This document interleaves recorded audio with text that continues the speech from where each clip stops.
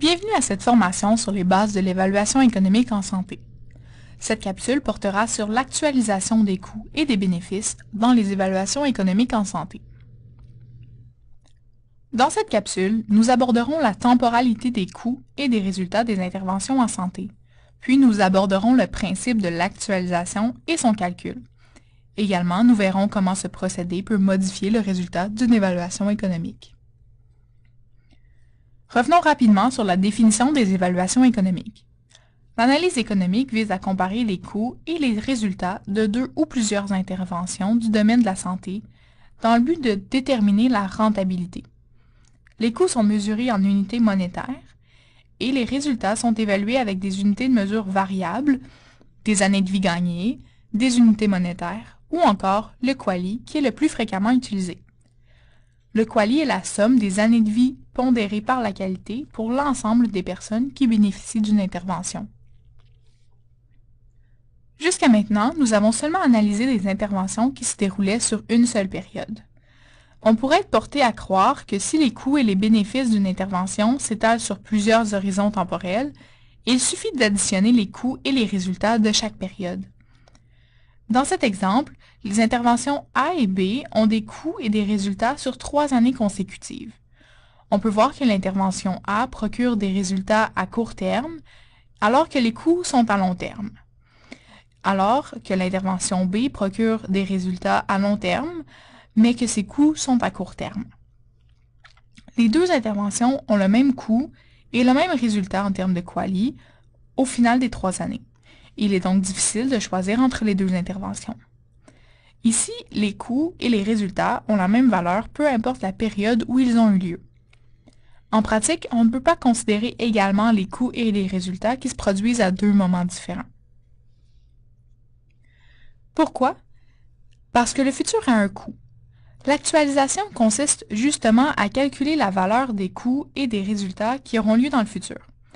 Intuitivement, on pense à l'inflation, c'est-à-dire que le prix des biens tend à augmenter avec le temps, donc que le pouvoir d'achat d'$1 diminue avec le temps. Mais ce n'est pas aussi simple. Le coût du futur inclut également le coût d'opportunité des montants investis, soit ceux de la meilleure alternative à laquelle on renonce en privilégiant une intervention plutôt qu'une autre. Par exemple, plutôt que d'acheter une machine à résonance magnétique, un système de santé pourrait placer ce montant à un certain taux, puis en retirer des intérêts, ce qui constitue le coût d'opportunité du montant investi. Les bénéfices sont également inégaux sur l'horizon temporel. Les résultats présents sont certains et ont par conséquent une valeur plus grande que le même résultat qui se réalise dans le futur, puisqu'il est incertain. Les individus sont aussi impatients. Par exemple, un consommateur impatient peut décider de boire une bouteille de vin présentement plutôt que de la laisser vieillir, car il retire plus d'utilité à la consommer immédiatement. On peut établir le même parallèle avec le système de santé. On pourrait dire que les consommateurs sont impatients, donc ils privilégient avoir des unités de santé présentement plutôt que dans le futur. De cette différence entre la valeur des coûts et des résultats présents et futurs naît le besoin d'actualiser ces chiffres. Un exemple commun est le fait de placer de l'argent pour le faire fructifier. Il vaudra plus dans le futur, exactement comme une bouteille de vin gagne en saveur avec le temps. Tout n'est pas actualisé selon les mêmes méthodes, mais la méthode la plus utilisée consiste à ramener en valeur présente les coûts et les résultats qui se produiront à chaque période future.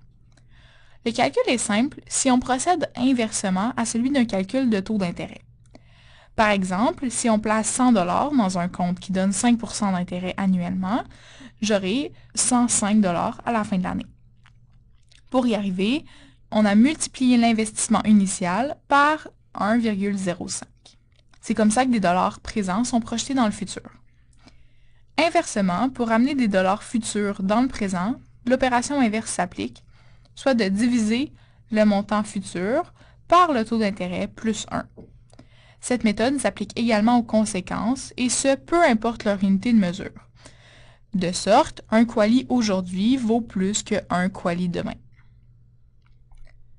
Mathématiquement, la valeur présente est la somme des valeurs actualisées des coûts ou des résultats répertoriés pour chaque période future, généralement pour chaque année. Les formules sont assez arides exprimées de cette façon, mais des programmes comptables simples, comme Excel, peuvent réaliser ces calculs. Dans la plupart des études économiques, 3 taux d'actualisation sont utilisés. Actualiser à 0% revient à ne faire aucune actualisation, ce qui démontre que le présent et le futur ont exactement la même valeur. Autrement dit, la société est indifférente entre des coûts ou des résultats actuels et futurs. Inversement, plus le taux d'actualisation est élevé, plus la valeur du montant initial diminue rapidement dans le futur et plus la société a une forte préférence pour le présent. Par exemple, un taux de 5% est recommandé de façon standard. Une analyse est aussi réalisée à un taux de 3%, à titre de comparaison. C'est ce qu'on appelle une analyse de sensibilité. Revenons à notre exemple du début. Pour pouvoir comparer effectivement les deux méthodes, il faut actualiser les coûts et les résultats. Pour débuter, utilisons un taux de 5%. Chaque année, nous effectuons le calcul d'actualisation sur les coûts et les résultats, puis nous faisons la somme des montants actualisés pour les coûts et les résultats. Une fois les coûts et les résultats des deux interventions actualisés, on peut désormais les comparer en tenant compte des préférences pour le présent.